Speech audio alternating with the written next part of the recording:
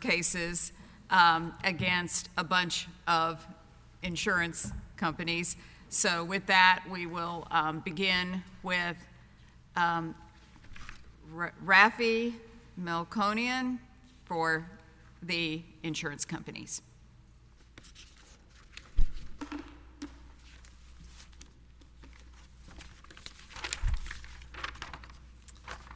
Thank you, Your Honors, and may it please the Court, Raffi Melkonian for the appellants in the Town of Vinton and Cameron Parish cases.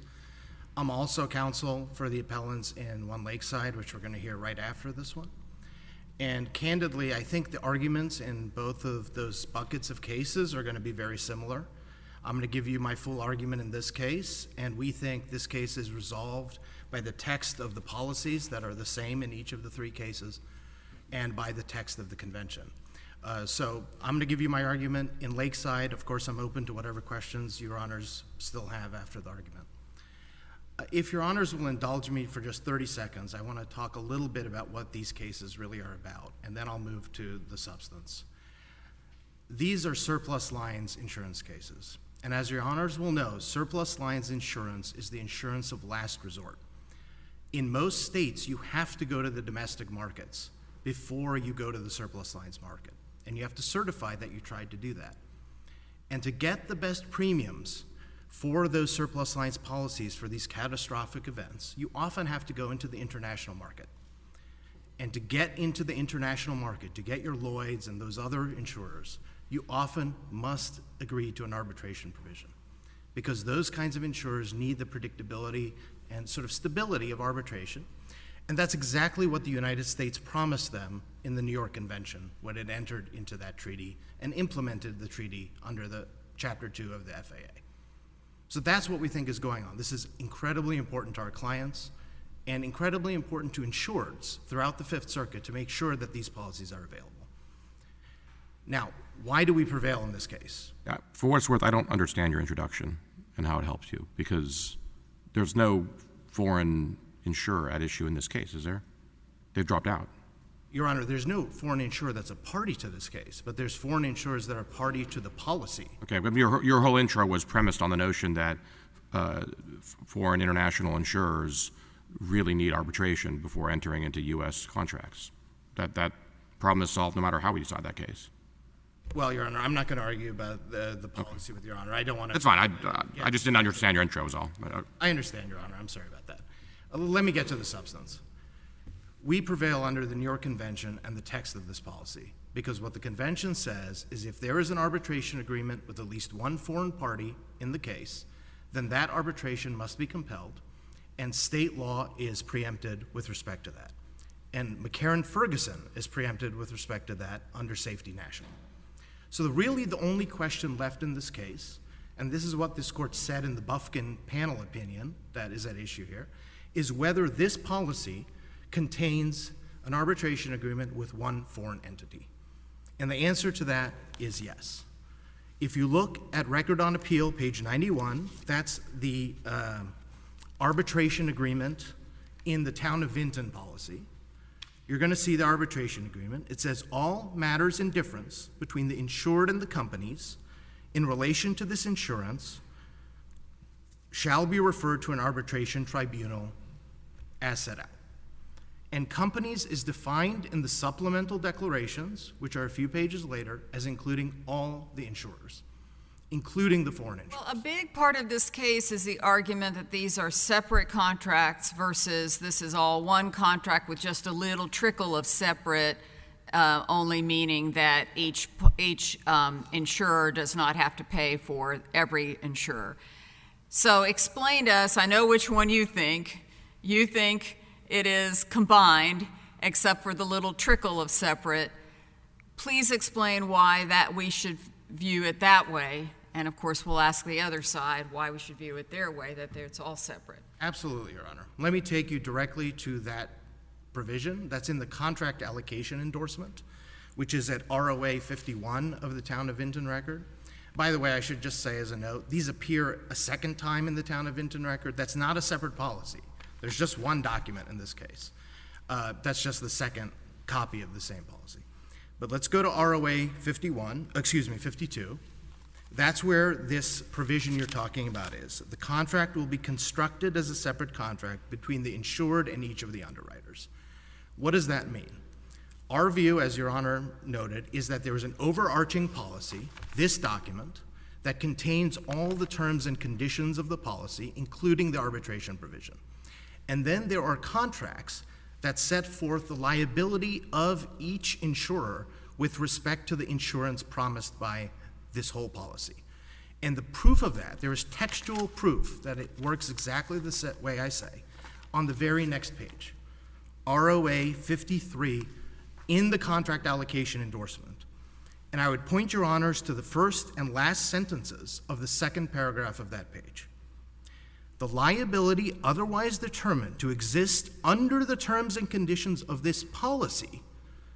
So you determine the liability by looking at this document, the policy, shall be borne by the contract covering the proximate cause of loss identified in the allocation of security. So now the way I see it, that sentence tells you that the policy is the overarching document, and then the contract is the internal machinery of the surplus lines policy. The liability is determined at the level of the policy, and then it filters through into the individual contracts that sit below the policy. I'd also point Your Honors to the last sentence of that same paragraph. The liability of the policy shall not be increased or decreased by any condition of the allocation to specific contracts on this endorsement. So again, that's entirely consistent with our reading of this policy, which is that there's a broad policy, there's one document, and then the liability filters through into the contracts that are below it. And when this policy talks about the policy, it uses the word policy, that's the big document. When it means contract, it means these individual contracts with the insurers, it says the word contract. That is not an accident. It's not a drafting error. The policy is the broad document. It includes the arbitration provision. And the argument my friends on the other side are going to make when they get up is that that one sentence on the previous page somehow transmorgifies this single policy into 10 different policies, each including an arbitration provision, and somehow amends the arbitration provision on ROA 91 to say that all matters in difference between the insured and each of the companies in relation to this insurance shall be referred to arbitration. It just doesn't say that. Counsel, I want to make sure I get it. So the idea is that contract and policy are different. There's one policy and multiple contracts. That's right, Your Honor. So there's an overarching policy and these contracts sitting below. So what do we do with the several liability notice? Because the several liability notice, this is, I can't remember which one of, this is 24-307-48, so I don't remember which party that is. But it's Record on Appeal 78. And it's the provision that says the liability of an insurer under this policy is several and not joint with other insurers party to this policy.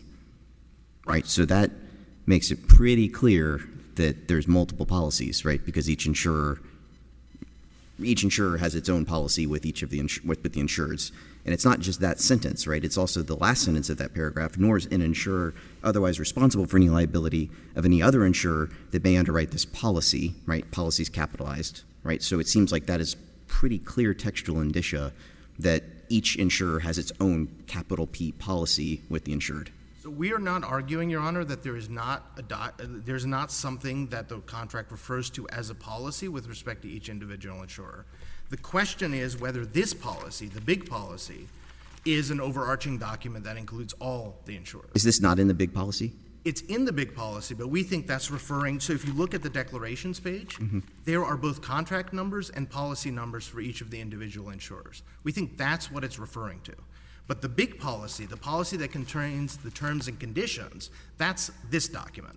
And that document includes the arbitration provision that covers everybody. But the arbitration provision and the several liability notice is in the same, I just want to make sure you and I are using the same phrase, the same big policy.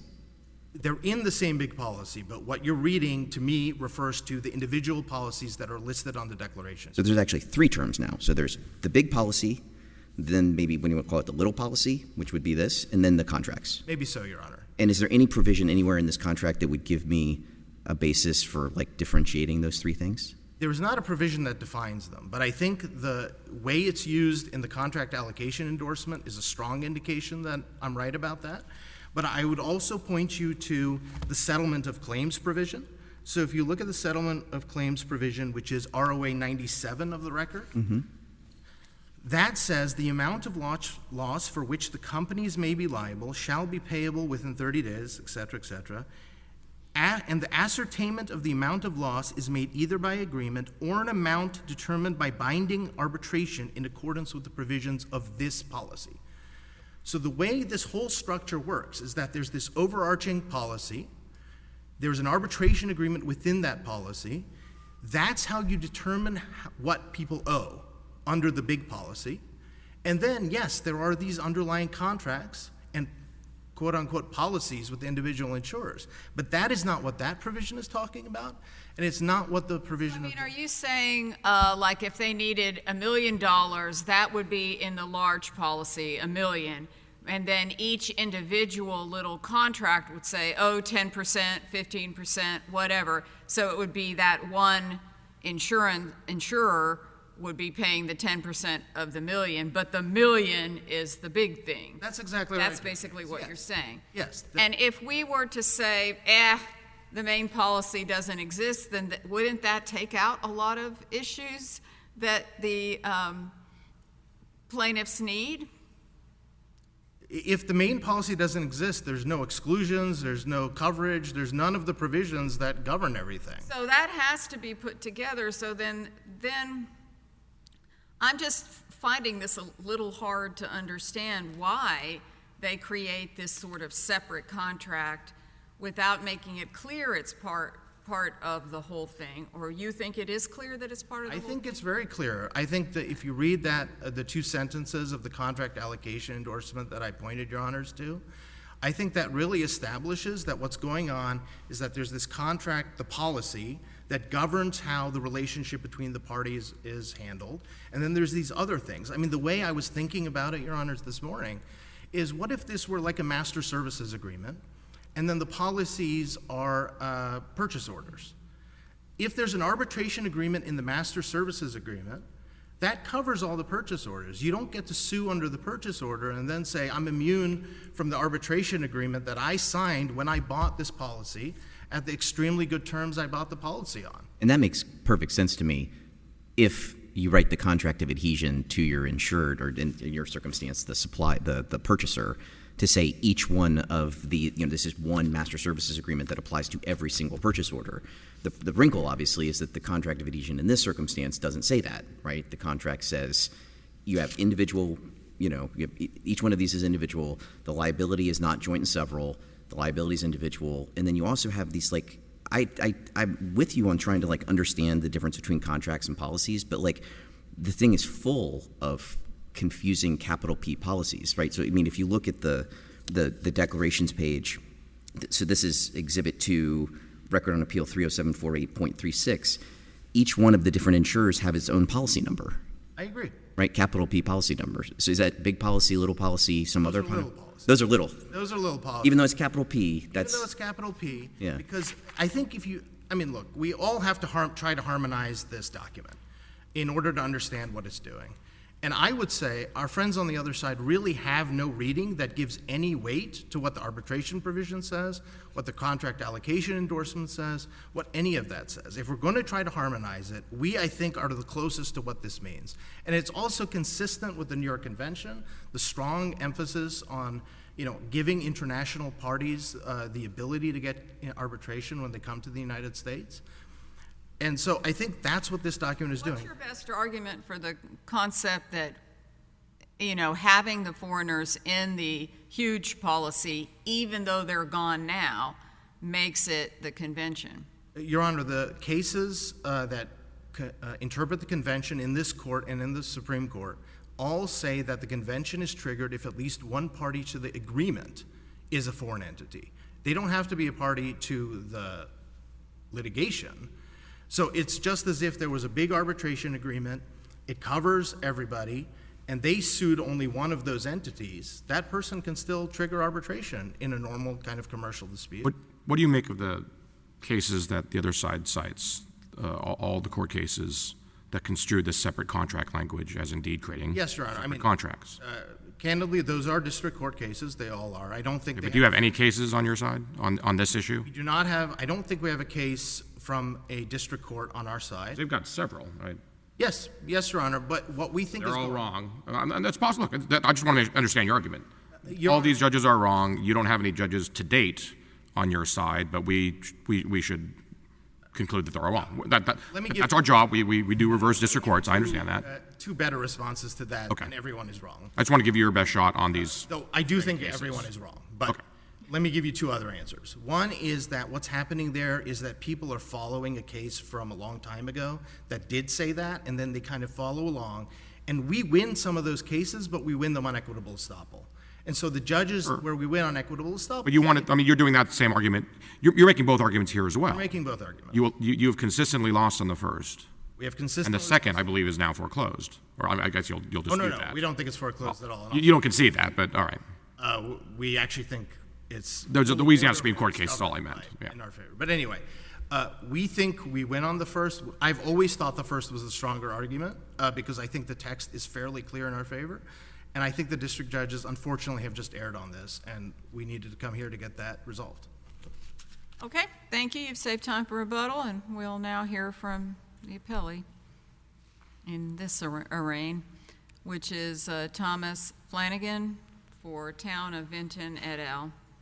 May it please the court, and thank you. The district court properly denied the motions to compel arbitration. I'd like to discuss 3 points today. First is that the arbitration clauses are void for the domestic insurers. The Louisiana Supreme Court confirmed that last year. And so if Louisiana law applies to these questions, and we maintain that it does, then these parties should litigate their dispute in federal district court. Second, as for this discussion of separate policies versus one, there are separate policies according to the words that these insurers themselves put into the policies. On its face, the convention does not apply to contracts between U.S. parties, and the U.S. parties are the only ones with an actual case or controversy here. And finally, the insurer's attempt to use equitable estoppel fails based on Calcasieu Parish from the Louisiana Supreme Court. Their backup argument to use federal common law clashes with Supreme Court and Fifth Circuit jurisprudence. So let me get to the first issue, and maybe I could be extremely brief. There's no dispute that these arbitration clauses, albeit in surplus lines policies, are void in Louisiana. The Louisiana legislature had the ability to invalidate those clauses under the McCarran-Ferguson Act. Second, as to this issue of one contract or many, counsel has made his argument. So why was arbitration in this document if it's not ethical? Well, Your Honor, Explain that. the Louisiana Supreme Court decided this point in 2024.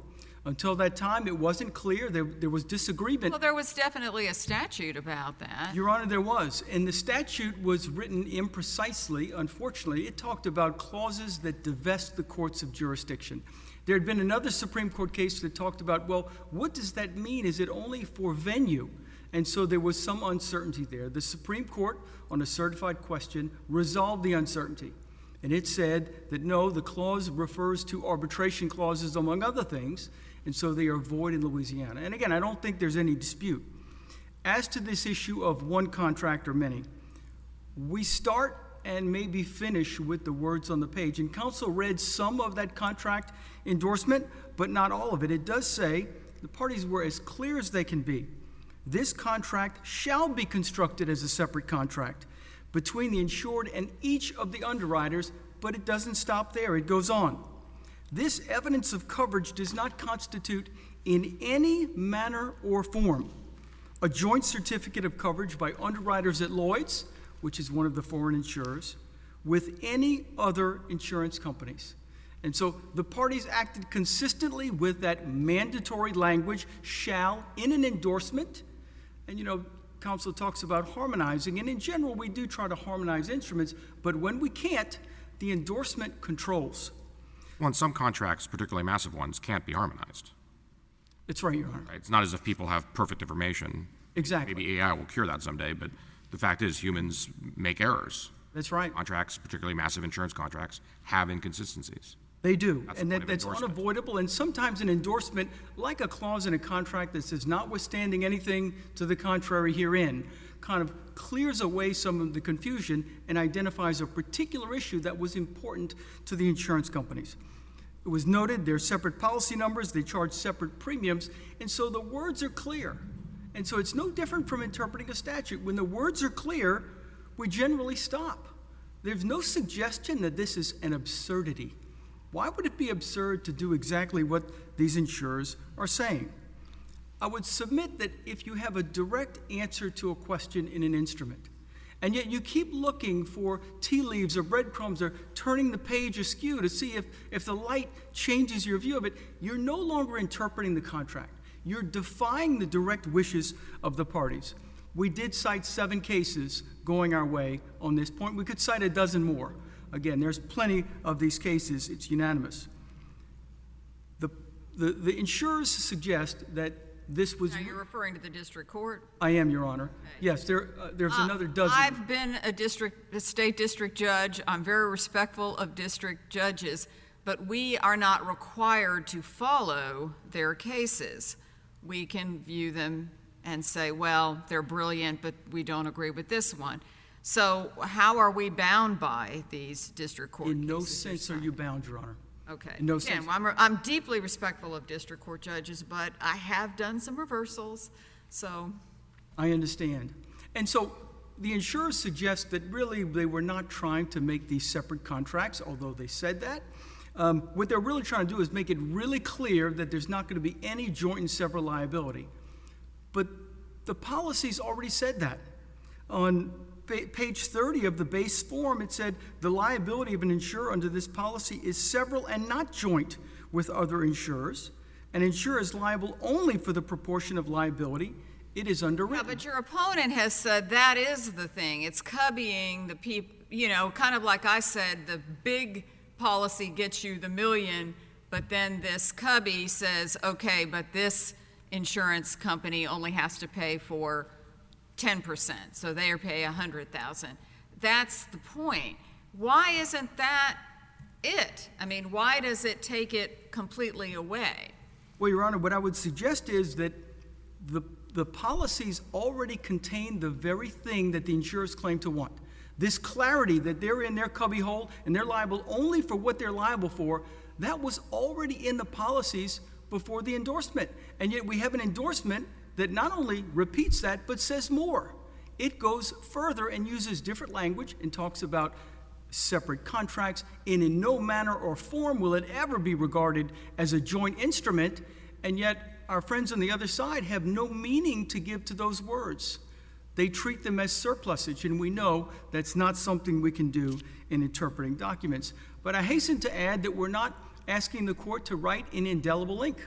These contracts are typically annual contracts, and they can be changed at will. And if the insurers think that they've made a mistake by putting in this separate contract language, it's only as long as until next year, and they can change the forms. I want to discuss this question of equitable estoppel because that's another argument that has been briefed. The Louisiana Supreme Court has said that we can't use equitable estoppel to circumvent positive state law. They've also said that in a civil law system, estoppel means something very narrow, and they gave this notion of estoppel the kiss of death in Louisiana when they called it a common law doctrine. I do want to make sure, you can talk about it a little later, but I do want to make sure you address whether there is, y'all did talk a little bit about the fact that a public entity is different from a private entity. I'm not speaking on behalf of my colleagues, but to me, that's why we put you all together, the public, and left the private by itself on the argument. Although that wasn't a very big part of the argument, I do want to know why might that matter, public versus private, as the plaintiff? Yes, Your Honor, and I think it's just another reason why Louisiana would not use this doctrine of estoppel to override its statutes. Again, there's no obligation to use estoppel, but the Louisiana Supreme Court said when we look at this, the common law may have a broader conception, but in the civil law system, it relates to a misrepresentation and reasonable reliance on it. Now, where does the public nature of our clients come in? I think it's another reason why Louisiana, not that we need another one, the Supreme Court was clear, would not use estoppel to circumvent what the legislature has said. It's just a second reason. The real question on estoppel is, at least in the briefing, is it state law or federal law? Because if it's state law, I think it's clear. And I would submit that we had an agreement on this issue for a time in this case. When the Vinton brief was filed before Calcasieu Parish, the insurers cited Louisiana law and federal cases citing Louisiana law. And then Calcasieu Parish came out. They filed a new brief, a replacement brief, and they said for the first time, it's federal common law. Well, their briefing was similar in the Bufkin case with the same group of insurers. They argued to the Bufkin court that Louisiana cases apply estoppel, and in fact, they cited Grigson only because some Louisiana cases had seemingly embraced Grigson. And so that's the reason that they were discussing it. Bufkin applies state law. And even if Bufkin didn't decide that issue, I would suggest that creating federal common law would be improper based on Supreme Court and Fifth Circuit jurisprudence. Now, if we're going to create federal common law, or more realistically, if the judges would create federal common law, they would need some valid fount for it. They would need either a statute or a treaty that is in direct conflict with state law. And so I think it's a useful point to start with the Arthur Anderson case from the U.S. Supreme Court. It dealt with Chapter 1 of the Federal Arbitration Act, but the question arose, what role does state law have in the matter of estoppel? So if a party is not a party to the agreement with the arbitration clause, but it wants to use estoppel or one of the other theories that are similar, would federal law allow us to look at state law? The appellate court had said no.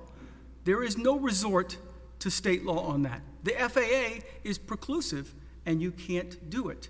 And the Supreme Court said that was incorrect. And quoting the Supreme Court, it found nothing in the FAA that would, quote, alter background principles of state contract law regarding the scope of agreements, including who is bound by them. So we know under Chapter 1 of the FAA, state law governs estoppel. And we know as well that the FAA Chapter 1 doesn't impose any national uniform standard on the matter of estoppel. It's left to the states. This court followed the Arthur Anderson case in a case called Crawford versus CVS Caremark, and of course recognized the new rule from the U.S. Supreme Court and considered some precedent from about 25 years ago by now called Grigson. And the question arose, well, what to do with Grigson? Because Grigson had come to be understood as relying on federal common law. And Arthur Anderson basically dispensed with federal common law and said, no, this is a matter for the states. So this court said in Crawford that the Grigson case had been, quote, modified to conform to state law. So again, we know under Chapter 1 of the FAA, we know under Arthur Anderson and Crawford, there is no federal common law. And so that brings the question to us now. Is there something in the New York Convention or Chapter 2 of the FAA that controls it that's different from Chapter 1 on the role of estoppel? As relevant here, the convention is very short. It's Article 2, Section 3. It's one sentence. And I'll read it. It was not designed by Brian Garner. It's a little clunky, but it's one sentence. And it says, the court of a contracting state, when seized of an action in a matter in respect of which the parties have made an agreement within the meaning of the article, shall, at the request of one of the parties, refer the parties to arbitration unless it finds that the agreement is null and void, inoperative, or incapable of being performed. And so that raises a second question. Where in that sentence is the valid fount for creating federal common law and displacing the laws of the states? We know from cases like Zichterman versus Korean Airlines and Murray versus DeKalb County, we need a significant federal interest. And presumably, we would find it somewhere in the convention or in Chapter 2 of the FAA. And that brings us to the GE case from 2020. And GE properly starts with Arthur Anderson. And that's because GE recognized that Chapter 1 and Chapter 2 are linked by Congress. Congress said in Chapter 2, which is shorter than the domestic FAA, if there's any gaps here, you can rely on Chapter 1 unless there's a conflict. between Chapter 1 and Chapter 2 or with the convention. And so again, we come back to, well, is there a conflict? What does the convention say about estoppel? And Justice Thomas's unanimous opinion for the court answered the question. The short answer is it says nothing. And the long answer to the court's opinion is that the convention is simply silent on the issue of non-signatory enforcement, and in general, a matter not covered is to be treated as not covered. And the justice went on to say that the silence, quote, is dispositive here because nothing in the text of the convention could be read to prohibit the application of domestic equitable estoppel doctrine. So again, that brings us back to Arthur Anderson. It's the same rule. Now, I'd be remiss if I didn't note that the Fifth Circuit beat GE by about 10 years in a case called Todd versus Steamship Mutual Underwriting, where it, in a convention case, also looked to Arthur Anderson and found no conflict and said there is no special rule based on the treaty. Now, opponents rely on Bufkin, and again, to return to Bufkin, Bufkin did not rely on federal common law. Bufkin did not use the phrase federal common law not one time. In fact, as urged by these insurers who cited GE, the Bufkin court looked to Louisiana law and federal cases applying Louisiana law. There would be no reason to cite Louisiana cases if one were trying to decide what federal common law is. The French-Spanish-inspired law of Louisiana would be a poor choice for someone trying to come up with federal common law for all of the United States. It's true that Bufkin cites Grigson, but there was a good reason for that. And the insurers in their brief gave that reason. That's because before Calcasieu Parish, Louisiana appellate courts had cited Grigson as being consistent with what they thought Louisiana law represented. And we now know after Calcasieu Parish that's simply not the case. I think it was Oliver Wendell Holmes who said the life of the law has not been logic, it's been experience. And so as a watcher of this court, I would say experience suggests that Bufkin, which was a no oral argument case, per curiam case, originally an unpublished case, it seems highly unlikely that the panel there was blazing a new trail, contradicting Arthur Anderson and GE and creating federal common law and displacing the law of Louisiana. Now, Bufkin was right to rely on state law, but in fairness, it couldn't have guessed what the Supreme Court did late last year, so there was an incorrect, eerie guess. We now know it is Louisiana law, but Louisiana law is far narrower on the question of estoppel. Our opponent cites some cases from out of circuit, and I'll just say two things about those cases generally. Number one, not one of them will point to particular language in the treaty that would justify creating federal common law. They simply say it's a treaty, and that's not an answer to the question, that's a prelude to the answer. If someone would then say, well, what does the treaty say? And they never get to that point. And second, they all rely either directly or indirectly on pre-Arthur Anderson law. Final point on estoppel. The argument by the insurers is actually far broader than it seems. They address estoppel here, but estoppel runs in a pack. There are several theories like estoppel that non-parties, non-signatories use from time to time to either get rights under an agreement that's not theirs or to impose that contract on someone else. Things like assumption, veil-piercing, alter ego, and third-party beneficiary. If the insurers are right here, their logic would also require displacing state laws on all of those different theories. And again, there's no support for doing that, especially after the GE case. So in sum, Your Honors, the district court properly denied the motions to compel arbitration. Louisiana law invalidates the arbitration clauses. The parties, by the insurer's choice, have separate contracts, and the backup effort to create and apply federal common law clashes with precedent. We ask that you affirm. Thank you. Thank you.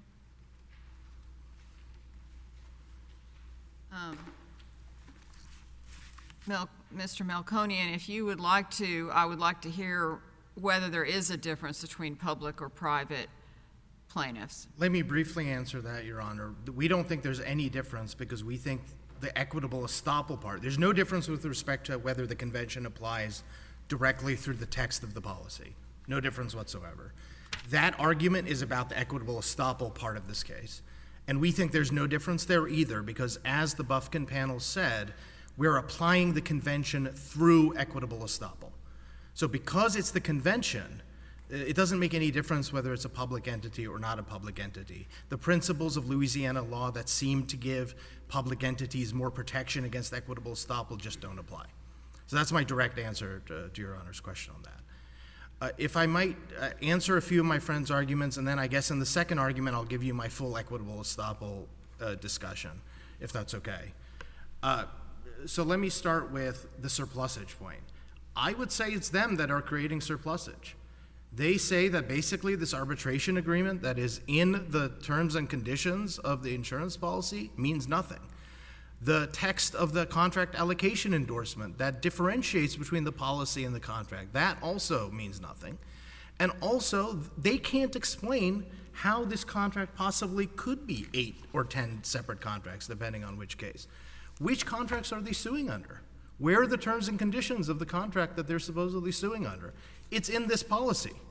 And this policy contains the arbitration agreement, which includes all the parties. The companies are the parties to the arbitration agreement. So I don't understand this argument that we're the ones creating surplusage. The text says there's an arbitration agreement. They signed that text. They bought a policy based on that arbitration agreement in the context of the New York Convention, and now they don't want to comply with it. And I think if you read this as a whole, if you harmonize it, that's where you'll end up. Now, if I could briefly respond to this argument about Bufkin. Again, I'm going to come to the equitable estoppel in a second. They say that Bufkin was applying state common law. That is just incorrect from our view. The last 2 paragraphs of Bufkin are extremely clear about what the court was doing there. And I should say, my friend on the other side says this was a per curiam, this is a published opinion of the Fifth Circuit. It is bound by the rule of orderliness, and it binds this panel, unless they want to take it en banc, which is fine. We'll fight that out there. But right now, Bufkin is the law of this circuit. And what this court said in the last 2 paragraphs of Bufkin is, contrary to Bufkin's contention, this conclusion does not run against Louisiana public policy. The convention is an exception to Louisiana's general bar on policy terms that deprive its state courts of jurisdiction. This court has held that 22-868 does not reverse preempt the convention because McCarran-Ferguson does not apply to treaties. And then it ends with this. The arbitration agreement between the parties is subject to the convention through equitable estoppel, and there is no tension between this position and Louisiana law. That is because there is no tension because this court was applying federal common law, not Louisiana law. There is no hint of an eerie guess, as my friend suggested, in this opinion. No one asks what the Louisiana Supreme Court thought or the Louisiana Intermediate Courts thought. They say that this is a Grigson case, and Grigson is a question of federal common law. Let me turn you one other part of Bufkin, the very last paragraph. Our friends on the other side asked to certify the question to the Louisiana Supreme Court. This court said no, not because we've made an eerie guess and we have a good sense of what that court would do, but because it is unnecessary because we have resolved this case on Grigson estoppel grounds. And again, Grigson is a case applying federal common law. So if you read Bufkin, published opinion of this court, that's what this court was doing. Now, my friends on the other side, and I'll get to this more when I have more time, cite all these cases like Crawford, Todd, Otokumpu, all these cases. Not a single one of those holds that under the convention, equitable estoppel is governed by state common law. All of them leave that question open. Otokumpu leaves that question open directly. The Supreme Court says in Otokumpu, we're not deciding that question. 11th Circuit, go ahead and you take that issue. And on remand, there is a special concurrence from Judge Choflat that says, I would have decided it on that ground. The rest of the panel decides it on a different ground on remand. I would have decided it on that, and it is clearly federal common law that controls, because this is a treaty of paramount importance to the United States. We urge you to reverse. Thank you. Okay, thank you to both sides. We appreciate you. We are going to hear another case that's got some similarities.